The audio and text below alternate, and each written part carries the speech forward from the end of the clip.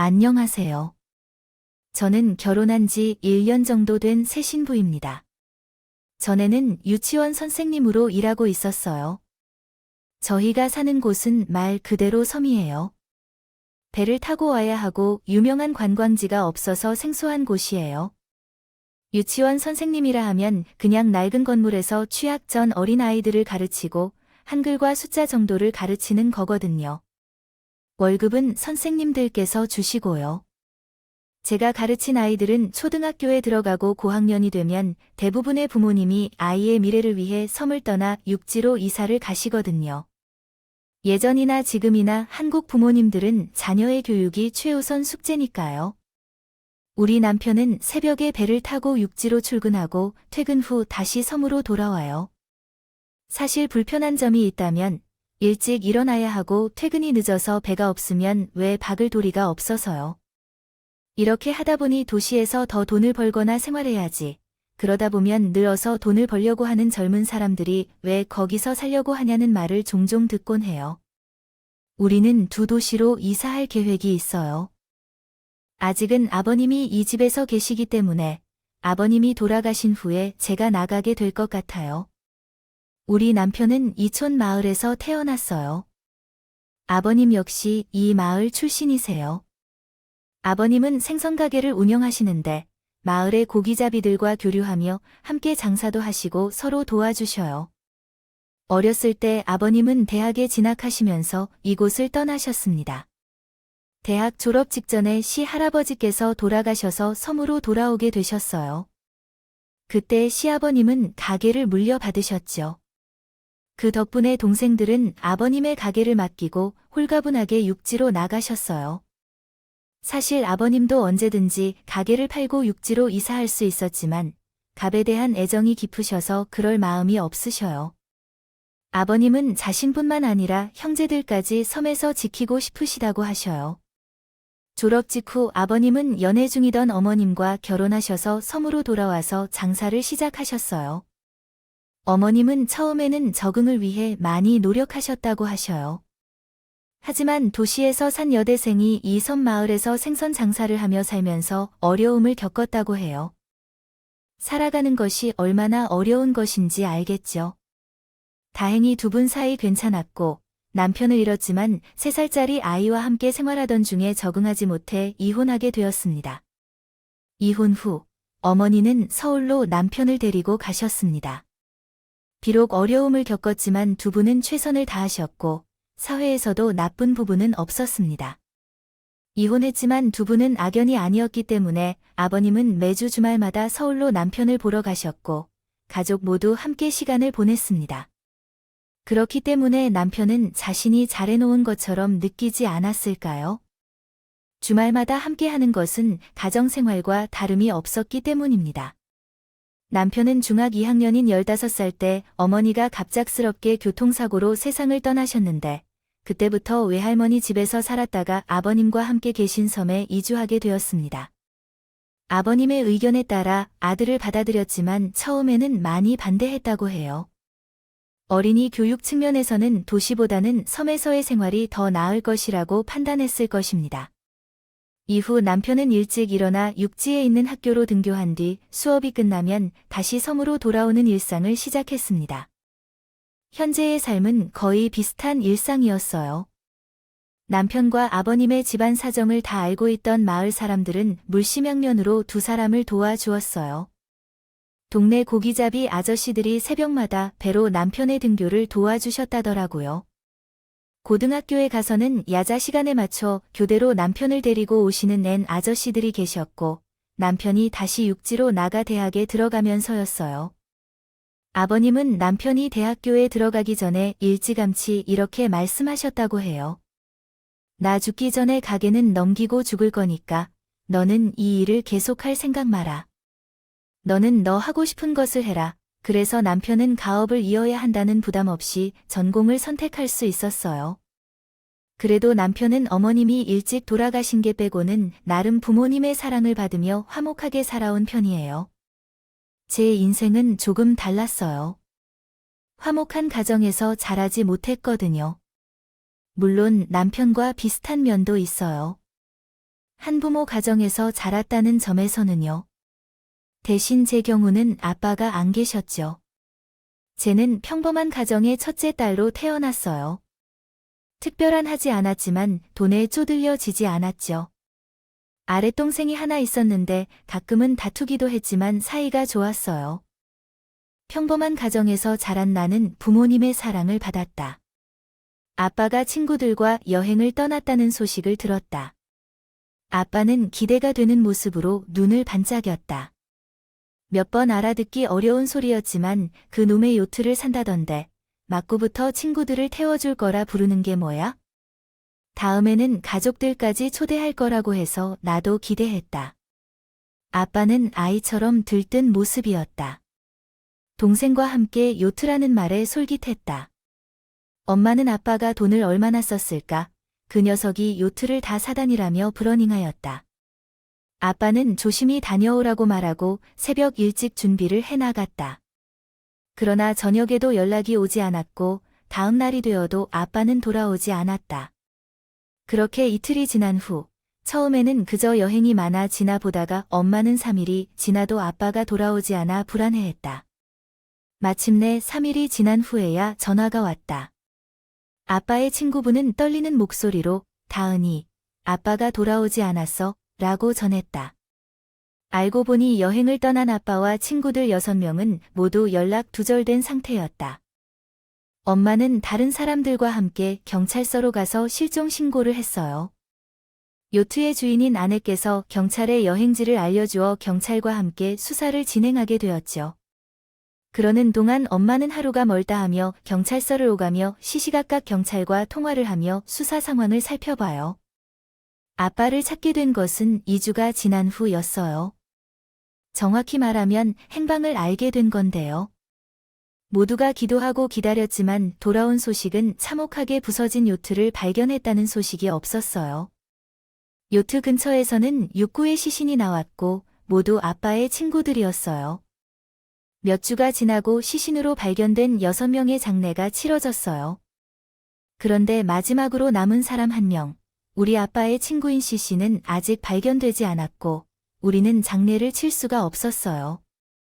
엄마는 울면서 다른 사람들은 시신을 다 찾았는데 왜 우리 아빠만 찾지 못했냐며 아이들이 아빠의 무덤에라도 갈 수 있게 제발 시신을 찾아달라고 애타게 말했어요. 요트 바깥에 남편분이 따로 계셨을 수도 있고 요트가 부서졌을 때 남편만 휩쓸려 갔을 가능성도 있어요. 날씨나 운전 미숙으로 인한 사고는 실수로 인해 종종 발생합니다. 실종자를 찾지 못할 때도 많습니다. 경찰이 설명해도 엄마는 열심히 탐색하여 실종자를 찾기 위해 애원했습니다. 할아버지도 미래를 예언했지만 아빠의 실종 사건은 계속되고 있었고 그의 유해는 발견되지 않았습니다. 엄마는 포기하지 않고 현장을 계속 찾아다니다가 결국 쓰러지셨습니다. 그때 할아버지는 살아계신 며느리를 아들로 받아들이겠다며 엄마를 만족시켰고 아빠의 장례를 치르기로 했습니다. 엄마는 처음에는 반대했지만 결국 할아버지의 말에 따라 장례를 치르기로 했습니다. 아빠는 시신 없이 장례를 치러야 했습니다. 아빠의 죽음으로 인해 행복한 가정은 불행으로 변했고 가정 상황은 크게 달라졌습니다. 엄마는 이제 혼자서 저와 여동생을 키워야 했는데 여자 혼자서 2딸을 키우는 것은 쉽지 않았습니다. 아빠가 벌어들이는 돈이 없어지자 엄마는 더 벌어야 했고 그래서 엄마는 야근도 마다하지 않았습니다. 학교 후엔 저와 여동생이 둘만 집을 지켜야 했지만 이 모든 일에도 엄마는 우리를 위해 힘쓰셨습니다. 겪었던 어려움은 주변 사람들의 시선이었어요. 10만 원이 발견되지 않은 사실이 알려지자 사람들은 우리 가족을 의심했고 그땐 억울했어요. 보험금을 받기 위해 죽은 척하는 것은 아니라는 걸 말해도 아빠를 잃은 슬픔은 크고 우리 가족이 모욕까지 당해야 해서 참기 힘들었어요. 이사를 가진 적도 없었고 의심을 받는 건 힘들었지만 인정할 이유가 없었거든요. 내가 할 수 있는 건 오직 공부뿐이었어요. 성공해서 엄마를 도와야겠다고 생각해왔죠. 노력한 만큼 성적이 올라가고 고등학교에 진학해서 성적을 유지할 수 있었어요. 선생님도 대학은 문제 없다고 하셨지만 나는 좋은 일자리와 돈을 벌기 위해 대학을 포기하려고 했어요. 하지만 엄마가 빚을 내서라도 대학에 보내줄 테니까 대학에 가야 했어요. 엄마는 자식이 대학에 간다면 아빠의 면목이 있다고 생각했으니까요. 국가 장학금을 받아 대학에 진학할 수 있었어서 다행했어요. 가계에 큰 부담이 없었어요. 대학에 진학해서도 흔한 미팅을 하지 않고 취업을 목표로 공부했어요. 그 결과로 장학금을 한 번도 놓치지 않았죠. 하지만 항상 공부를 잘하고 좋아하는 사람이라서 좋아하실 거예요. 마음이 흔들릴 때는 엄마와 여동생을 보면서 마음을 다잡았어요. 그렇게 대학 2학년 때 동기들과 연합동아리 MT에 참가하게 되었어요. 저는 책도 챙겨가면서 과제를 하러 함께 했죠. 거기서 지금의 남편을 만나면서 남편은 대학 동기들과 함께 같은 펜션에 머물고 있었어요.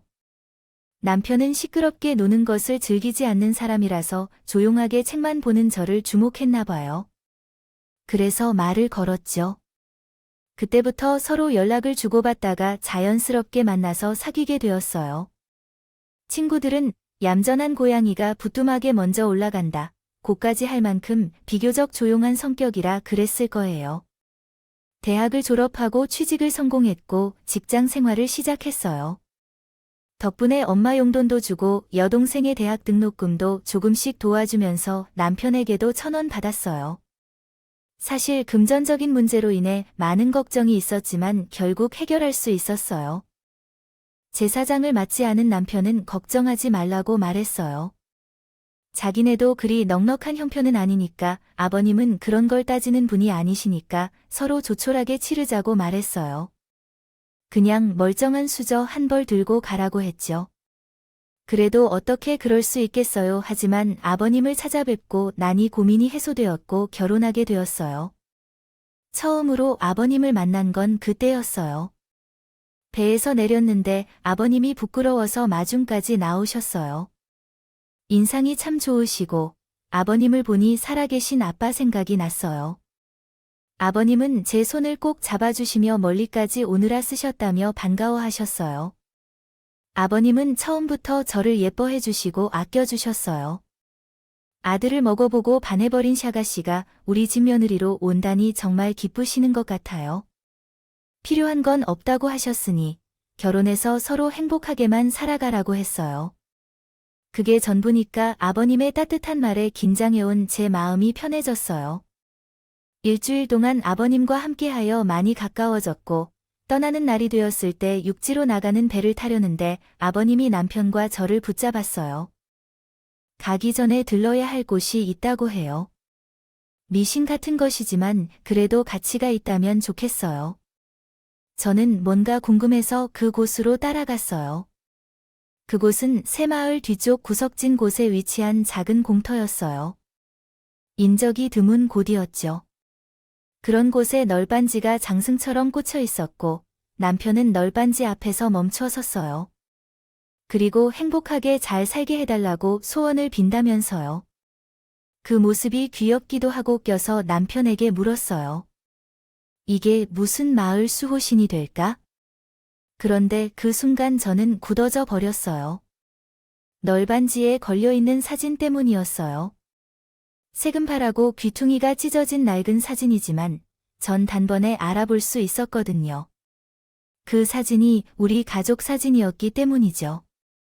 아빠가 돌아가시기 전에 함께 찍은 어린 시절의 가족 사진이었어요. 그 사진을 보고 너무 놀랐고 그 자리에 주저앉았어요. 울면서 이 사진이 어디서 나왔니? 라고 물었죠. 그러자 남편은 왜 그러냐? 고 되물었어요. 이거 우리 가족 사진이야. 이분이 우리 돌아가신 아빠야 라고 하니 남편은 깜짝 놀랐었어요. 남편의 몸을 놓지 못하는 나를 먼저 자리에 앉힌 후 그는 진정시켜주기 위해 채등을 문지르고 있었어요. 그리고 아버지께서 잠시 숨을 고르시고 이야기를 시작하셨어요. 10수년 전에 우리 마을에서 한창 난리가 났을 때 해안가에서 발견된 한 구의 시신이 부친을 타고 온 것이었죠. 사람들은 그것을 불길하다고 생각해 시신을 태우거나 없애야 한다고 주장했대요. 경찰에 신고하면 그 사람들은 생업을 포기하고 그 사건 때문에 육지로 물러나야 했을 것이므로 신원을 증명할 수 있는 무언가가 있다면 그때 신고해 주도록 했어요. 그래서 시신을 수습하기 전에 옷가지를 뒤져보았지만 신분을 확인할 만한 것은 발견되지 않았고 그때 그 사진이 지갑에서 발견되었답니다. 아버지는 가족 사진을 보시고 우리 가족에 속한 사람이라면 자살한 것 같지 않을 것 같다고 생각하셨어요. 그래서 제대로 시신을 묻어주어야 한다며 정성껏 묻어주어야 나중에 후회가 없겠다고 하셨어요. 그러나 마을 사람들은 신원불명의 시신을 장례까지 해결해주기 싫어했고 결국 아버지 혼자 시신을 제대로 묻기 위해 지금의 땅에 손수 묻고 나무를 세웠다고 합니다. 일종의 비석처럼요. 그리고 유일하게 남은 사진을 못에 박았다고 하더군요. 두셨다고 말씀하셨습니다. 이후로는 집안에 중요한 일이 있을 때마다 찾아와 주시면 감사하겠습니다. 또 학원 다녔다고 하셔서 며느리를 만나러 갔었는데 이런 인연이 있을 줄은 몰랐다며 놀라셨다고 하셨어요. 아버님의 이야기를 듣고 나니 눈물이 멈출 수가 없었어요. 끝내 널판지를 끌어안고 오래 울었죠. 이러한 상황을 모르는 사람들이 보면 제가 미쳤다고 생각했을지도 모르겠어요. 그런 것은 중요하지 않았어요. 저는 결국 아버님을 찾을 수 있어서 감사하다는 말씀을 전하고 싶어요. 아버님이 없었다면 우리는 조금 삶을 잃어 아무것도 하지 못했을 텐데 아버님 덕분에 아빠를 찾을 수 있었어요. 아버님이 우리 가족의 화해를 이루어 주셨어요. 고마워요, 아버님. 안아주시면서 울먹이는 아버님의 말에 감사드립니다. 아무래도 아버님이 나를 부르셨으니 우리 집에 이렇게 친절하고 아름다운 사람인 마늘이 오신 것 같아요. 그래서 마음에 낀 상처도 풀려갑니다. 앞으로 행복하게 잘 살겠습니다. 아버님의 말씀대로 정말 그랬나 봐요. 그렇지 않으면 이런 인연을 맺을 수 없었을 것 같아요. 제가 집으로 돌아가는 길에 엄마와 동생에게 그 사실을 전해주었습니다. 엄마는 제 이야기를 듣자마자 그 자리에서 혼절하셨습니다. 잠시 후 정신을 차려 이 자리에서 아빠가 묻혀져 있는 묘지로 가겠다고 말씀하셨습니다. 그래서 이번 주말에 우리 모두 함께 내려가자고 말렀습니다. 그렇게 주말에 우리 모녀는 아빠를 찾아가기로 했고 남편의 안내로 아빠의 묘지에 도착한 엄마는 바닥에 엎드려 오열하셨습니다. 여동생도 그러한 엄마를 안아주며 울었습니다. 한참 동안 그런 엄마를 바라보며 감사의 마음을 전하였고 아버지께 고개를 숙여 인사드렸습니다.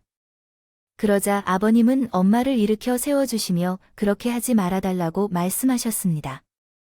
아버님은 사부인, 그런 일 없이 그러시지 마세요. 제가 뭘 잘한 게 있는 것입니까? 그저 인간다운 예의를 지킨 것뿐인데 라며 달래주셨습니다. 엄마가 고맙다고 너무 말하지 말라고 했지만 남편 덕분에 이렇게 아름다운 마을에서 살게 되었다는 것을 감사히 여기라고 하셨습니다. 이어서 아버님은 엄마를 달래주시고 선물까지 주셨습니다. 그것은 아빠의 낡은 지갑이었습니다. 아빠께서 버리지 말라고 서랍에 넣어두신 것이었는데 엄마는 그 지갑을 가슴에 안고 오래간만에 울음을 터뜨렸습니다. 그동안 자식들 앞에서 내색은 안 하셨지만 남편이 얼마나 사무치게 그리울지 모르겠어요. 그 생각을 하니 돌아가자는 말이 안 나오더라고요. 그런 마음을 아셨는지 아버님은 방을 하나 내어주시면서 마음이 진정되실 때까지 머물다가 쉬라고 하셨어요. 엄마는 아버님의 배려로 일주일간을 지내셨어요. 페달 탈 거 없이 수시로 아빠한테 가서 그동안 하지 못했던 말들을 하시고 때로는 울다가 웃다가 한참을 앉아 있었다 내려오셨어요. 아쉬웠던 지난 3월의 회복을 그렇게 보셨던 거죠. 그리고 얼마 후 우리는 예정대로 결혼식을 올렸어요. 결혼한 지 몇 달은 살던 곳에서 회사에 다니면서 살았어요. 그러다 한 4개월 정도 지난 어느 날 3시에 연락이 왔어요. 아버님이 쓰러졌다고 하더라고요. 고혈압 때문에 그렇게 되셨다더라고요. 곰곰이 생각한 끝에 남편한테 제안했어요. 우리 아버님 옆에 가서 살자. 남편은 내심 반가운 듯 말했어요. 나야 고마운지 아닌지 모르겠지만 괜찮겠어. 아버님이 한 일이다며. 난 괜찮아. 게다가 나도 아빠 옆에서 살고 싶고, 그렇게 우리 부부는 섬으로 들어왔어요. 물론 아버님은 펄쩍대시면서 당신 때문에 그럴 필요 없다고 하셨지만요. 아버지 때문이 아닙니다. 저도 아빠 옆에서 살고 싶어서 그래요. 그러자 아버지는 아무 말도 하지 않았어요. 처음에 섬에서 사는 것을 할 때는 저도 남편과 함께 출퇴근하며 회사를 다녔어요. 그런데 어느 날 이장님이 이렇게 말씀하지 않겠다고 하셨어요. 부모들이 섬으로 가면 어린 아이들만 남는데 섬에 유치원이라도 있으면 모를까 위험하다고요. 그래서 말이에요. 섬의 아이들을 좀 돌보아 주면 어떨까 하는데 많지는 않지만 보수는 줄 테니 어떠세요? 생각해보니 나쁘지 않을 것 같더라고요. 동네 아이들을 데려다가 부모님이 오실 때까지 놀아주고 한글도 가르치는 것이니 힘들 것도 없고 말이에요. 그래서 제가 이러겠다고 말했어요. 그렇게 저는 회사를 그만두고 섬에 완전히 정착하게 되었어요. 아이들도 서로 놀면서 이것저것 게임도 하고 한글도 배우는 등 운이 좋아하는 것 같더라고요. 저도 나름 뿌듯하기도 했고요. 남들은 육지로 나가는데 우리 부부가 자발적으로 섬에 들어와 사는 걸 동네 사람들이 신기해하죠. 그렇겠지만 전에 비해 현재 이 생활이 어느 때보다 행복하고 좋아요. 불편한 점이 많지만 그래도 마음이 편안하단 건 여전하니까요. 아버지께서 돌아가시고 제가 마치 죄인처럼 살아야 했던 그 동안에는 많은 상처를 입었어요. 그러나 이곳에 와서 생활하면서 그동안 받은 상처들이 전혀 아프거나 중요하지 않게 느껴지더라고요. 더불어 아버지처럼 저를 감싸주시는 분들 덕분에 같이 있는 아버지의 그늘 아래에서 살아가는 기분도 들어요. 그래서 현재 이 행복을 좀 더 즐기며 살아가려고 합니다. 시련과 고난 끝에는 행복이 찾아온다고 들었듯이 아버지를 통해 맺어진 유대로 인해 가족들과 함께 나누는 행복을 느끼며 살아가려고 합니다. 제 이야기를 들어주셔서 감사드리고 여러분 가정에도 행복이 가득하길 기원합니다. 여러분의 이야기, 댓글에 응원과 현명한 조언을 부탁드립니다. 좋아요와 구독은 저에게 큰 힘이 됩니다. 오늘도 좋은 일 가득하길 바랍니다.